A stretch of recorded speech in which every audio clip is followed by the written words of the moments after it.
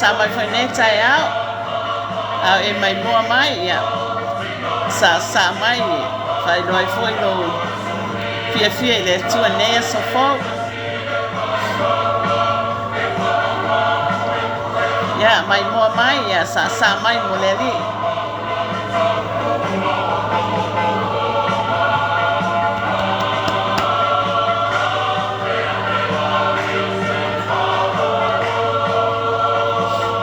sa mai mo le li nei tai au tai mai mua mai fa maria le tua nei aso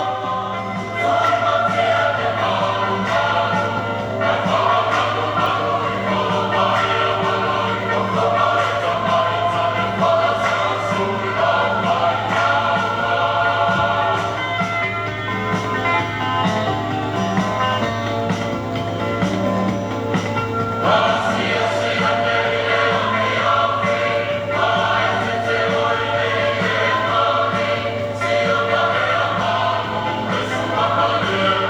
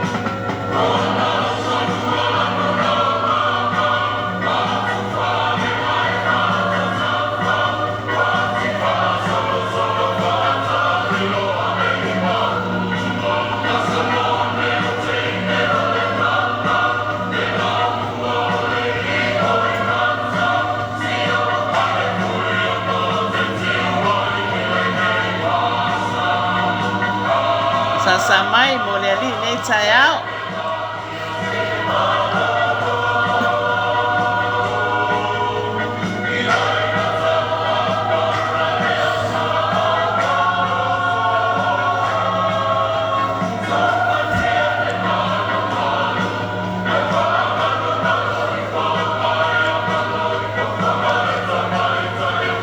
Siva mai mo le li.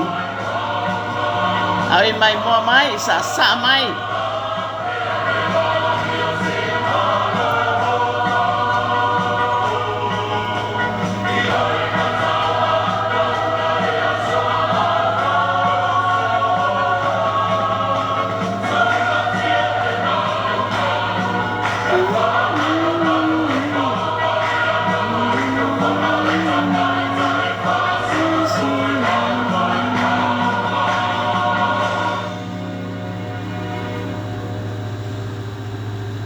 Amen. Dia le mana pa lama. Amen.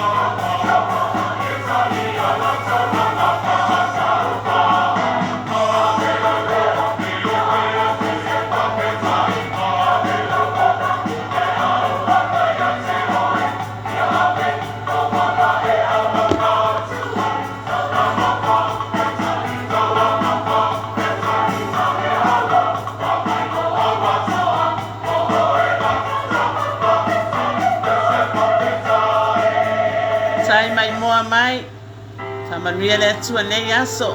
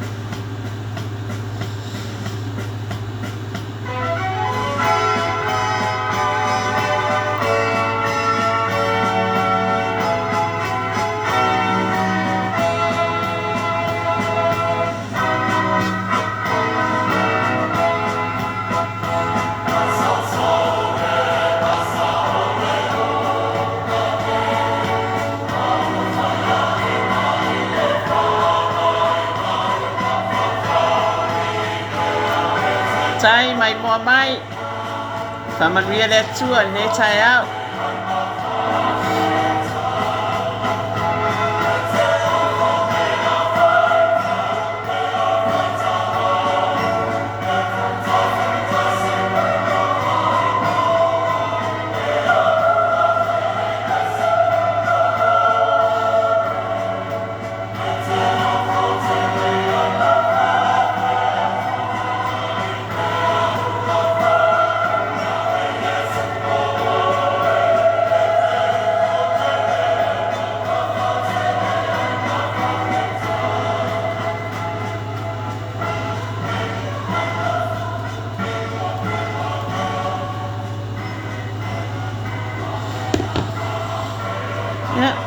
Ia tama nei tai au ma nei aso Feau amene ia e au foi ona tatou amata i Satauro amene ia ia tamala o fio tamatu mawatu la o fio lo vi inga ma mea uma i la o fio tama awata ma o la o fio e ona mea uma lo matu o tua tama faftai la o fio o matu to ia via mai nei aso Feau ile alofa ma le angalele o la o fio faftai le mana o lo nganga paia o fio ma tai to lua ina i mato a mato ia ita ma le neila lo langi faftai le toto Yesu sau sauina i mato talo tama le neita e au Feau ia alofa lava tama ma ia lilingi mai le mana o lau faunga i lunga ia tau lau au auna ina ia o faia le nei fasoa tama a o ia ile manuia ma le alofa mai la o fio tama fa manuia lava la o fio le falongolongo o lau fanau ne yaso ia manuia mea uma matou te faia tama ona Yesu amene ma amene tama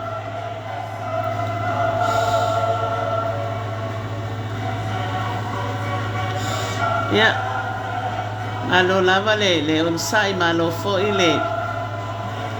le mafuta mai ia o tatou iai foi lunga o pesepesenga faleanganga ia whapena foi ona whamaulunga ai le viinga o le atua ia ai whapena foi ona tatou langona ina ai le mamalu o le atua le nei aso Feau amene ia foi ai tatou ia ona tatou whalongolongo foi i pese faleanganga i le aso Feau ina ia whailoa atu ai foi lo tatou fiafia mo lo tatou oli le atua amene awa o mawhai e tatou na tatou toi ala whai mai nei aso Feau i le angalelei ma le alofa o le atua amene nei la tai au ia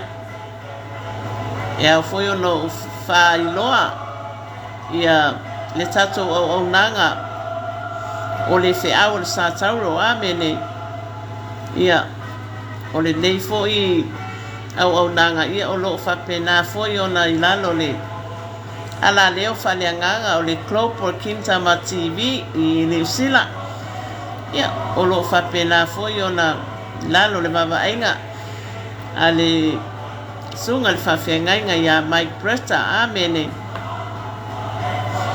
ia ai au foi ono whatalofa atu i le pa ia foi ma le mamano se o tatou atunu o Samoa ia whatalofa atu le au whaingaluenga pa ia o le au whaingaluenga mamano i o le au whaingaluenga totofi a le atua o lo whapena foi ona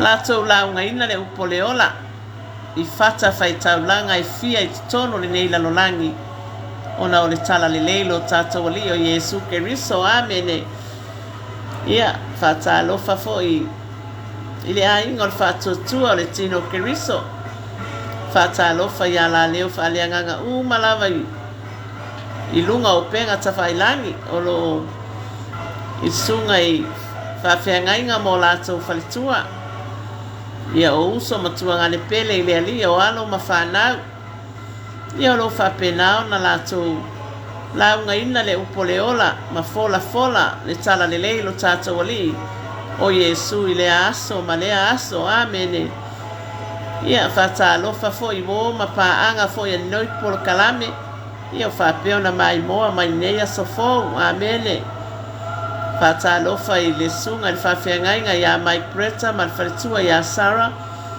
Ia malino whaalo, male kalesia lava I manrewa. Ia o le vi inga I fo I le atua, amene. Ia o nei tae au, ia. Ia foi ona tatou o atu foi ile upu ale atua, amene. Ia e whapena foi ona au mai foi ma fetalai ma ita mai no na finangalo alofa ia I tatou. Ia e mawhai e foi e tatou ona tatou muri tai e tusa ma le finangalo le atua, amene. Ia o mea lava tatou te whaia I le neila lo langi. Ia e vi ia ilo tatou atua, amene. Ia wai le se mea tatou te mawhaia pea le se noa ma le atua. O lea tatou te oai I lana upfa wina. Ina ia mai foi e taita ina ilo tatou savalinga ni ne ia sofou. Ia e whapena foi o na whamaualunga ina ile vi inga o le atua, amene. Ia o mai leo le tusi a Roma le mata upu mua. O le alava tatou I le tusi a Roma o le tusi al apostolo Paulo I le ekalesia I Roma, amene. Ia o le foi upu e sfuru ono, ma le fai upu e sfuru fitu. O te fai tauina, a wā o te le mai le tala lele ia keriso. A wā o le mana lava lea o le atua e o lai la tō uma o e whatuatua. E mua le iutaia a toa male e leni. A wā wa whalia mai ai le ami o tonu a le atua I le whatuatua. Ina ia whatuatua ai peo na tūsia e ola le tangata ami o tonu I le whatuatua. Ia to e whafafonga, ia whapinao na manino I lau whafonga anga mai nei tai au le upua le atua. Amene e whapinao na maua umai e tātou le finangalo tamaa. A wā o te le mai le tala lele ia keriso, a wā o le mana lava lea o le atua e o lai lato uma o e whatuatua. E mua le iutaia a toa male e leni, a wā wa whalia mai ai le ami o tonu a le atua I le whatuatua, ina ia whatuatua ai pe o na tūsia e ola le tangata ami o tonu I le whatuatua.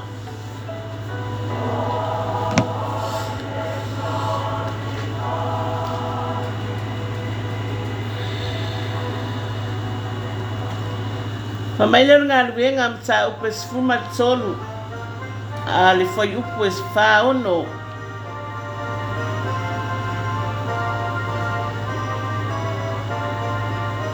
O le awina ato Paulo mapanapa inu ese, amene. O na whama alosi atu leo Paulo mapanapa o whapea atu. Wa tatau lava o na muai fola ina le afionga le atua ia te o tou. A o tou te e mai ai. Ma ua tau le au ngai nai o tou e o tou I le ola whavavau. Whauta o le mea lea, mata le liu atuai tangata o nu ese.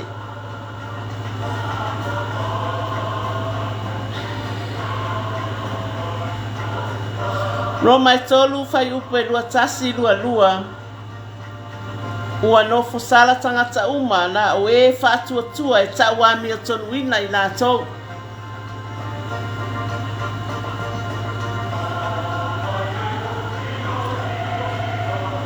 Aole nei, wa whaalia mai le ami o tonu a le atua e le o iai le tū la fono a toa ma le au perfeta. O le ami o tonu le a le atua e le whatuatua ia Yesu Keriso e o tangata uma mo tangata uma foi o e whatuatua a wai le ese lava. Amene.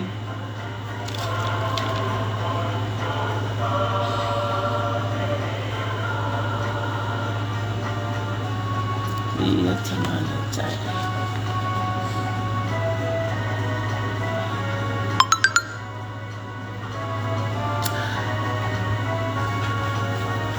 E tolu lava ia. E tolu a ia bea mea tā ua nei tutonu o le whai upu lea amene. Whai upu e sfulu ono. A wā o te le mai le tala le leia ke riso. A wā o le mana lava lea o le atua e o lai lato uma. O e whatua tua e mua mua le iutaia atoa male e leni. Amene.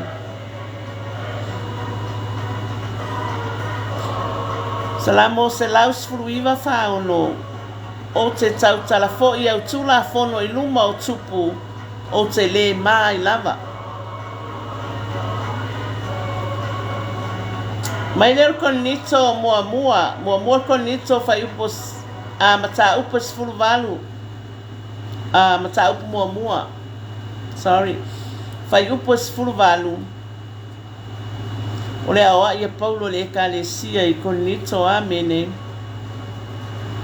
Awa ole mata upu ile Satauro ole valea le ieo malaia. A ole mana ole atua ia te tātou o lo whao na ina. Mua konito mta upu mua whai upu e lua wha. Ai pe tai. O e wawala awina o iutaia atoa ma eleni. Wa whai ke riso ma mana ole atua ma poto ole atua ia te la tau. Amen. Ia tamara. Awa o te le mai le tala le leia ke riso. Awa o le mana lava lea. O le atua e o lai lato uma o e whātua tua. E mua le iutaia atoa male e leni. A tiro a whai taune i tātou i whai upu ia o le mata upu lea, o le tusi lea Roma, mata upu mua. Tolua upu mananai ma le tā ua nei na o le mana, o le whātua tua, ma le ami o tonu. O le mana, o le whātua tua, ma le ami o tonu. Awa o le mana lava lea o le atua, e o lai lato uma, o e whātua tua.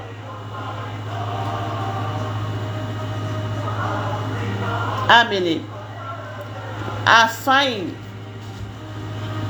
Wai ai tātou le mana o le atua, amene. E whapena o na tātou wola ai i le whātua tua. Awa le wai ai tātou le mana o le atua. Amene. O le mana le o le atua. O le mana lava lea o le atua e o lai lato uma o e whātua tua. A whaila wa iai tātou le mana o le atua. E tātou te o lai le whātua tua. Amene. Au e moi moa mai le nei tai au. E mawhai ona iai tātou le mana o le atua. O le mana la leo le atua e mawhai ei ona tātou wola i le whātua tua. I lo tātou alii o Yesu Keriso. Amene wai aia te oe le mana leo le atua. E maua e oe le whātua tua. E ala i lo tātou alii o Yesu Keriso na Satauro ina. Amene, e le mawhai ona maua e oe le mana leo le atua. Pe a whai e le o taula lo whātua tua ia Yesu Keriso. Malana ngā luenga mai e ana whai e lunga o le Satauro. Langa e te tau i le tangata whātua tua. I le atua. Ona whapena ona taula lo na whātua tua. I le alo le atua. Amene, ona o le alo o le atua. O Yesu Keriso. Na awina mai e le atua. E mawhai ona ia. Whai le tongiola mo I tātou. I lona maliu I lunga o le Satauro. Amene. Meana e tā ua aia I tātou le whātua tua. Awa ele I tātou te le I ai le taimi na Satauro ina ai Keriso. Amene. Ai ona o le tātou whātua tua. Wata ua mi o tonu ina la I tātou I le whātua tua. Wa fai bai le fionga pa ia le tua ale isa fatu tua ele fia mai le tua. A wai te tau i le tangata e alu atu i le tua. Ona iloa o lo sila o lo soifua le tua. A wai matua sa ili mai fo yo ia. Ia i lato uma o e tapua i atu ia te ia i le anganga ma le whama oni. Amene. O le manalale o le atua, ai to tono i tātou, o na tātou maua i lea, o le whātua tua. A wā tātou te ola, i le whātua tua i le mana o le atua. O le mana leo le atua e te tau na tātou whātua tua i lo nā pele o Yesu Keriso. Amene. O aso uma o taimi uma o tātou wōlanga e ta tau na tātou whātua tua i lo tātou wali o Yesu Keriso langa o le alo le atua soifua na fio mai ina ia mawhai o na alu i lunga o Satauro e whai ale taulanga ato atoa i le mana o lona toto. Amene. O le si upu tā uana ina o le whātua tua. Ia pe ia leo o whasoa atu foima a vatu o le whātua tua. A wā o lo ta ua foi tonu le fionga pa ia le tua. La tau umalama na whātua tua. O lo la tau whātua tua na whapenao na tau nuu ai i la tau i tau nuunga lelei. E ui a foi na le i o i la tau i mea na fola ina. Ai wa sao nia i le tua mea le lei mo i la tau ona o le whātua tua ma le alo lofa i le tua. A whai na sao nia i le tua mea le lei mo i la tau na whātua tua o lo ta ua i le fionga pa ia le tua e whai a foi mo i tātou e le tua pe a tātou whātua tua i lo na alo pele o Yesu Keriso. Amene. O le tasi o le si upu nai to tonu o le ami o tonu. E fa pe feo na tatou maua le ami o tonu o le atua. E tatou te maua le ami o tonu o le atua ona ua tatou whātua tua i lona alo pele o Yesu Keriso. Ona whapenale ona tātou maua ai le ami o tonu o le atua. A wao le ami o tonu e le isa tātou ami o tonu. Na o le atua e iaina na ami o tonu o Yesu Keriso. A wa o Yesu o le ami o tonu e le isa anga sala. O ia o le alo pele o le atua. Au tātou o tangata anga sala. Whapenao na afio mai ai le alo pele o Yesu. E maliu mo i tātou. Le ala ua tātou le leia i ma le atua. Ona o le toto o tātou ali o Yesu Keriso. A wao tātou, sa tātou vāvā mamau ma le atua. Sa tātou leiloloa. Ai tātou te whawhetai le atua i le whaalatanga. Wa mawhai ai ona tātou i totonu o le ainga pa ia o le atua. Ona o le toto o tātou ali o Yesu Keriso. Amen. O le melea. E whata ua i e tātou le tātou whātua tua lo tātou ali o Yesu. Amene. Pei foi ona nau le apostolo o Paulo. E talai le finangalo le atua. Malona nau ta inga i le atua. Awawa i loa le apostolo. O le atua. E whapenao na lawe i ata ia o le atua lofa sa whapenao na. Fe muri ta i le anganga o le atua i le apostolo. Amene. Sa whapenao na o mele e fia i le apostolo Paulo. E talai le finangalo le atua. E ala ilona alo pele o Yesu Keriso. Ona o lea sa ave ia te ia le whaalinga. Amene.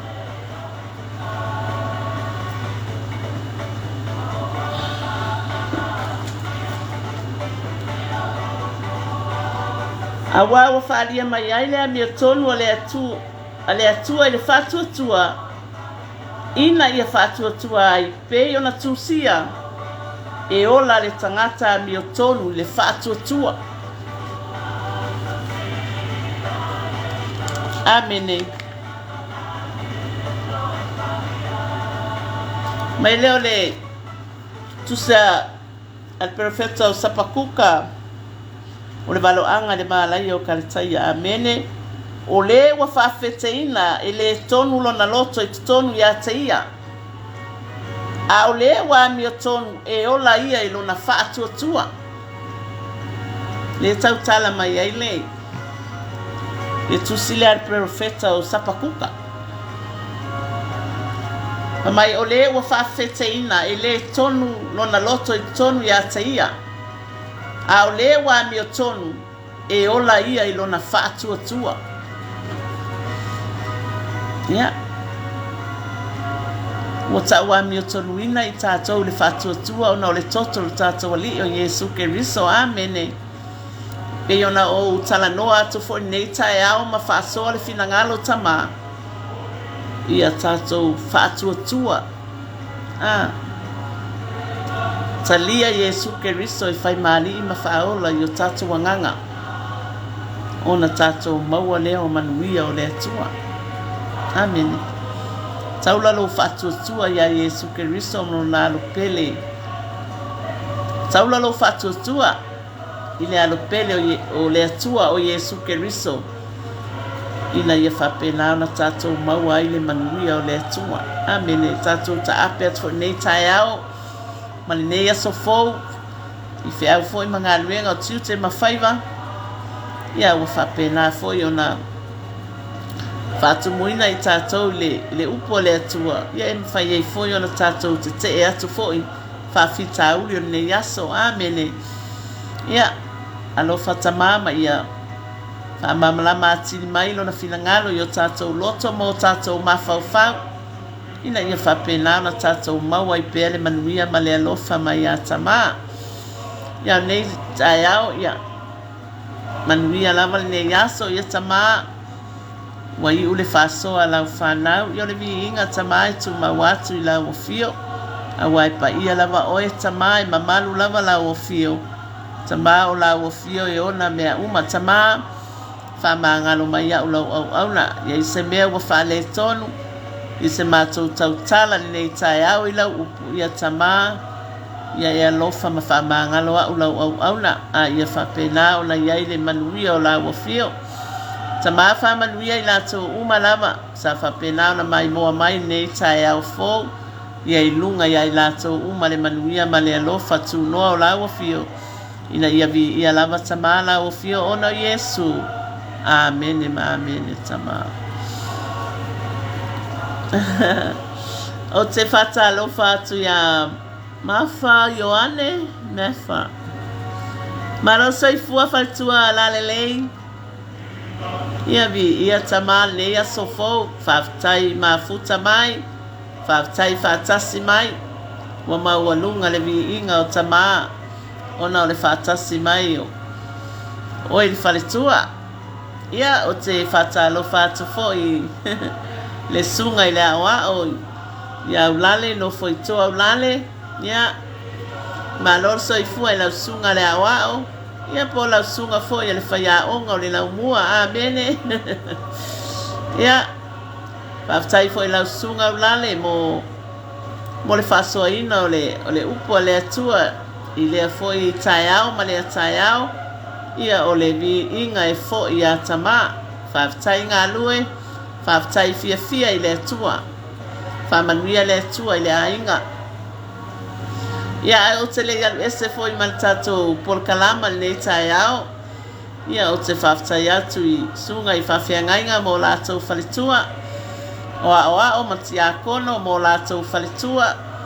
Ia o uso matua ngane pele i le alii. Ia o alo fo i mawhanau.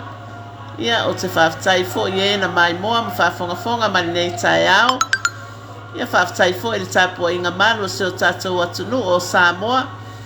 Ia ele ngata i lea. Ia o le tāpua inga a seo mātou motu nei Amerika Samoa nei. Ia o le vi inga e fo I le atua amene ia o lea o te salo atua nei tai au a vatuai le anganga o le whaafitai mafuta mai whaafitai whaatasi mai whaafitai lango tali tonu ia o le suafo o Yesu Keriso lo tato wali faula ia wa mawhai ai foi o na mafuta mani nei tai au ia o lau talo ia whaamanuia tele le atua ia te oto umalama I le suafa mamalu o lo tato wali o Yesu Keriso manu tele ina li nei aso I le alofa ma le anga lelei o le atua soifua alofa atu I lau sunga ulale no foitoa alofa atu mafa Ioane whaamanuia le atua